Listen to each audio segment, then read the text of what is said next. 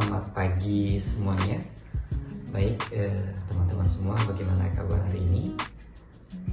Tentunya kita harus semangat dan sehat selalu ya. Karena hari ini kita masih akan melanjutkan materi. Di kalau minggu kemarin kita sudah membahas beberapa materi yang tentunya juga kita sudah menyelesaikan beberapa rangkaian materi-materi tersebut. Kemudian selanjutnya sesuai dengan RPS yang sudah kita sepakati di awal pembelajaran, dan hari ini merupakan pertemuan kita yang keempat. Sesuai dengan pertemuan keempat, maka pertemuan keempat ini tema kita adalah perkembangan individu dan juga analisis standar kompetensi kemandirian. Baik, ketika kita berbicara tentang perkembangan individu, maka secara umum di dalam aspek perkembangan itu ada 3 hal yang tersirat.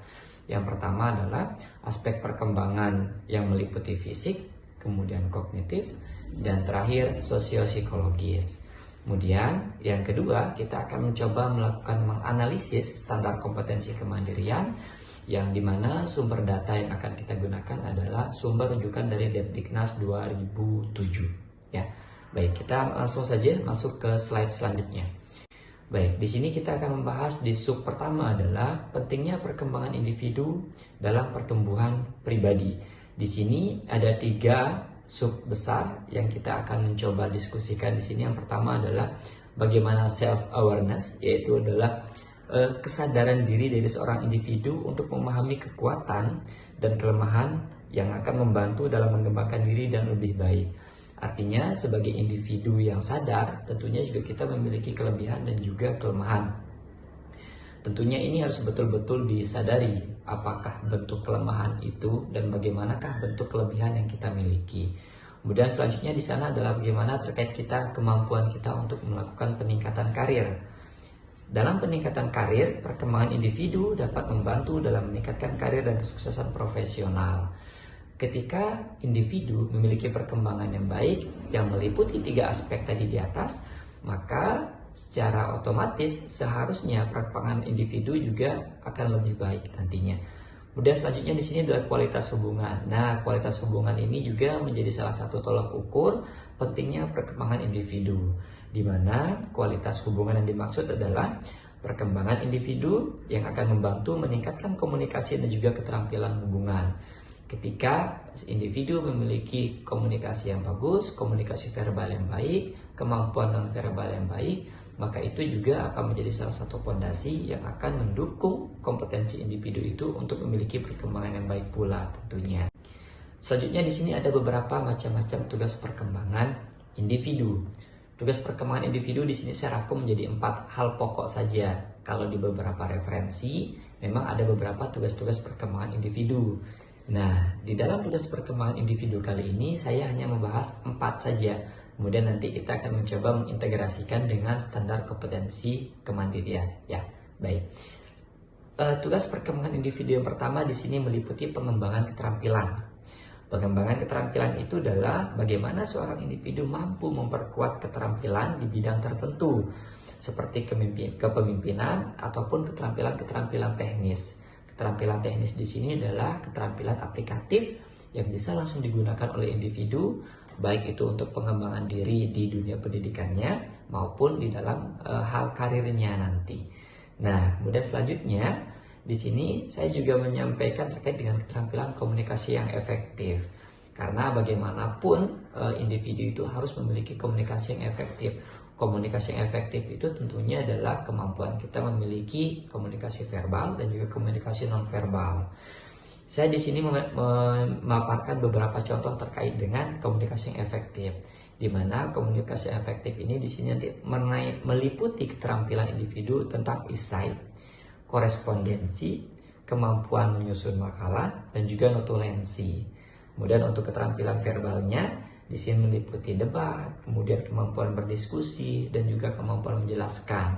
Kemampuan menjelaskan ini tentunya adalah bagaimana seorang individu itu mampu memberikan pesan sehingga pesan yang akan diberikan kepada lawan komunikasi itu bisa tersampaikan dengan baik. Jadi keterampilan komunikasi efektif ini juga menjadi salah satu keterampilan cukup penting di dalam tugas perkembangan individu. Dan selanjutnya di sini adalah pengembangan hubungan sosial. Jadi hubungan sosial ini mengembangkan kemampuan berhubungan dan berinteraksi dengan lingkungan sosial dan juga budaya. Kenapa ada budaya yang kita selipkan di situ? Kita tentunya sangat ingat bagaimana beragamnya Indonesia. Tentu dengan keberagaman itu kita harus betul-betul memahami karakter setiap lingkungan sosial yang akan kita kunjungi ataupun di mana kita berada pada saat itu, ya. Sehingga konteks sosial dan juga konteks budaya itu menjadi kajian yang cukup menarik, sehingga saya memiliki persepsi bahwa perkembangan hubungan sosial menjadi salah satu tugas perkembangan individu yang cukup dan harus kita selesaikan juga. Nah, yang terakhir di sini adalah eksplorasi minat. Eksplorasi minat di sini menggunakan waktu luang untuk menyelidiki minat baru dan mengejar hobi yang membangkitkan semangat. Eksplorasi itu adalah bagaimana kemampuan kita menemukan hal yang baru, mengeksplor apa yang kita miliki, atau mengeksplor apa yang kita temukan. Artinya ketika seorang individu memiliki minat eksplorasi yang tinggi, maka kemampuan atau keinginan untuk tahu, keinginan untuk mengembangkan diri tentunya akan lebih tinggi. Ya, teman-teman, seperti itu. Kemudian kita lanjut ke slide selanjutnya. Nanti setelah slide selesai, kemudian kita akan melanjutkan dengan diskusi, ataupun nanti ketika ada beberapa catatan nanti kita diskusikan kembali. Kita akan mulai membahas terkait dengan standar kompetensi kemandirian.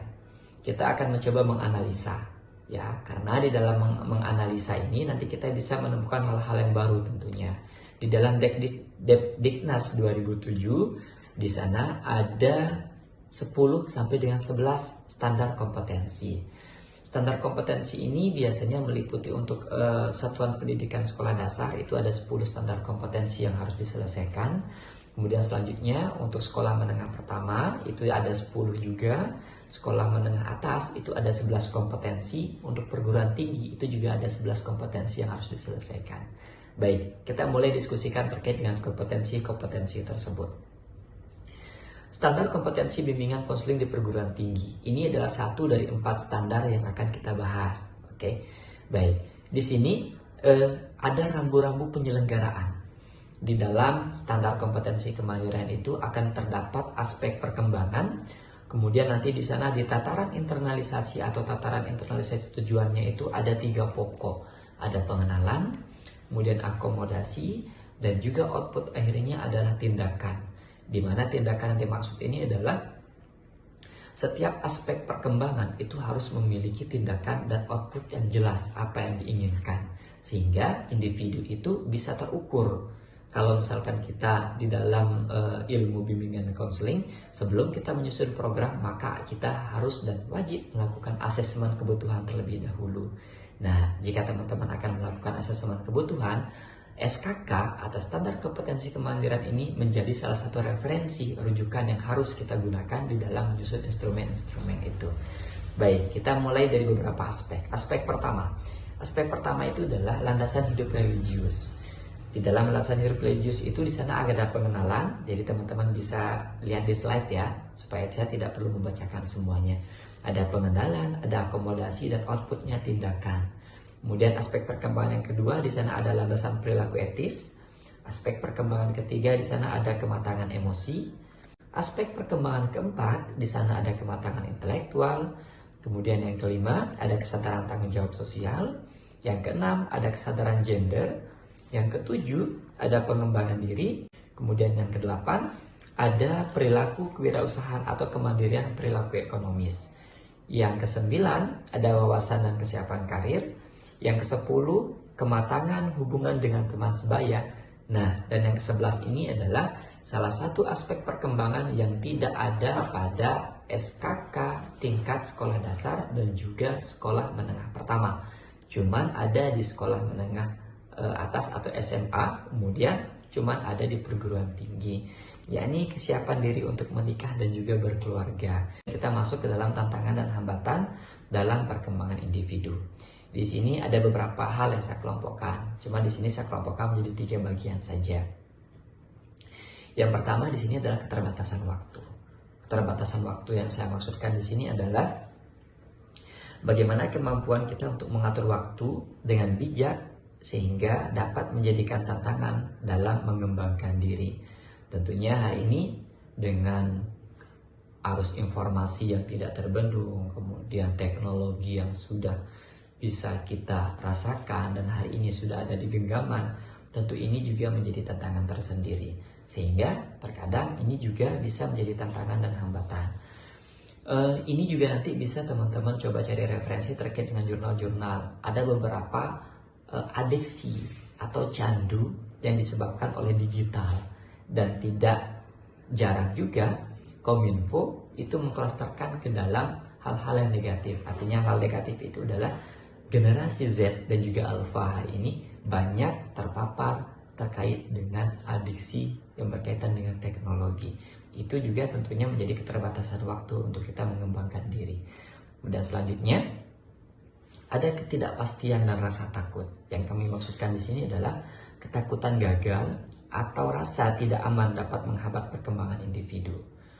Tentu gagal adalah hal yang sangat tidak diinginkan oleh semua individu. Semua individu menginginkan ketika mencoba hal baru, maka keberhasilan adalah salah satu hal terbesar yang selalu diinginkan. Namun, kegagalan juga menjadi salah satu batu lompatan atau pembelajaran untuk kita bisa menemukan pengembangan diri kita nantinya. Ya, ini juga menjadi catatan. Yang terakhir di sini adalah kurangnya sumber daya.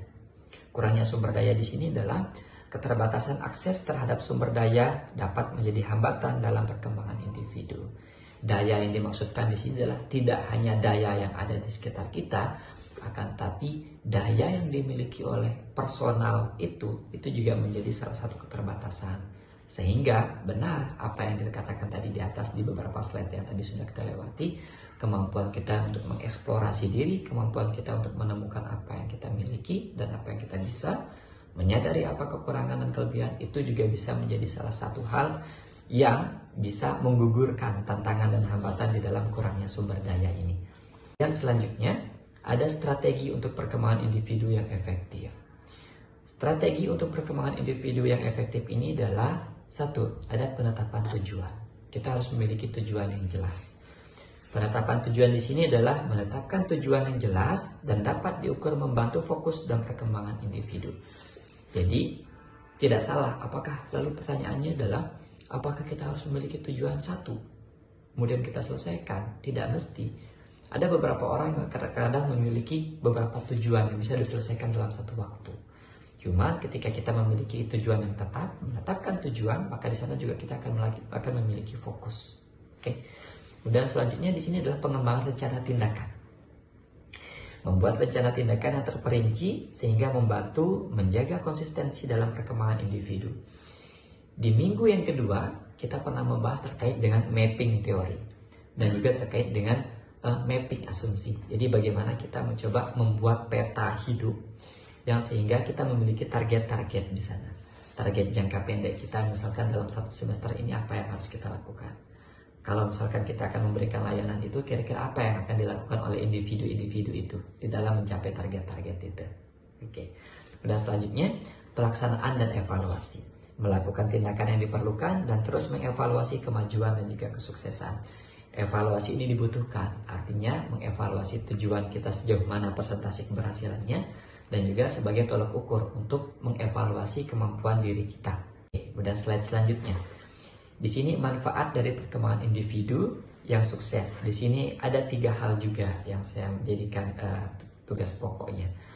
Ada peningkatan produktivitas. Kemudian selanjutnya motivasi dan peningkatan kepercayaan diri. Kemudian selanjutnya pembangunan hubungan yang lebih baik. Ketiga hal ini menjadi hal yang bermanfaat dari perkembangan individu yang sukses. Ketika kita sudah bisa menyelesaikan beberapa rangkaian-rangkaian itu, maka kita juga secara otomatis memiliki produktivitas yang lebih baik dong tentunya. Kita akan memiliki motivasi yang lebih tinggi. Percaya diri kita tentu akan lebih meningkat. Kemudian membangun hubungan yang lebih baik, tentunya lingkungan sekitar juga akan lebih menghargai kita.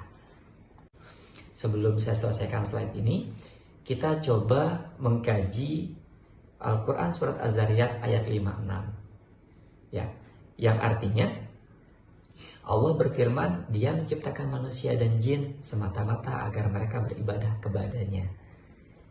Coba kita mengkaji lebih jauh. Di sana Allah menciptakan manusia bukan hanya sekedar untuk tidur, bukan hanya sekedar untuk bekerja, bukan hanya sekedar untuk makan dan minum saja, melainkan untuk melengkapi tugas mereka di bumi, dan ini beribadah juga kepadanya. Kesimpulan dari poin penting ini adalah perkembangan individu itu penting untuk pertumbuhan pribadi yang sukses dengan memahami arti, tantangan, strategi yang efektif. Setiap individu dapat mencapai potensi penuh dan kepuasan hidup yang lebih besar. Oke, ini adalah materi kita pada pagi hari ini. Ketika ada hal yang mau didiskusikan, silakan nanti teman-teman tulis di kolom komentar dan nanti kita akan diskusikan. Oke. Baik, sebelum saya tutup, ini adalah beberapa sumber referensi. Di sana dapat sumber referensi yang saya cantumkan. Jadi nanti teman-teman kalau misalkan ada hal yang mau didiskusikan atau kita mau mendalami lagi, nanti kita akan bedah menggunakan 4 referensi yang saya cantumkan. Oke, terima kasih untuk hari ini. Terima kasih atas perhatiannya. Sampai ketemu di materi selanjutnya. Sekian, sebelum saya tutup, semoga kita semua sehat selalu. Salam semangat. Assalamualaikum warahmatullahi wabarakatuh.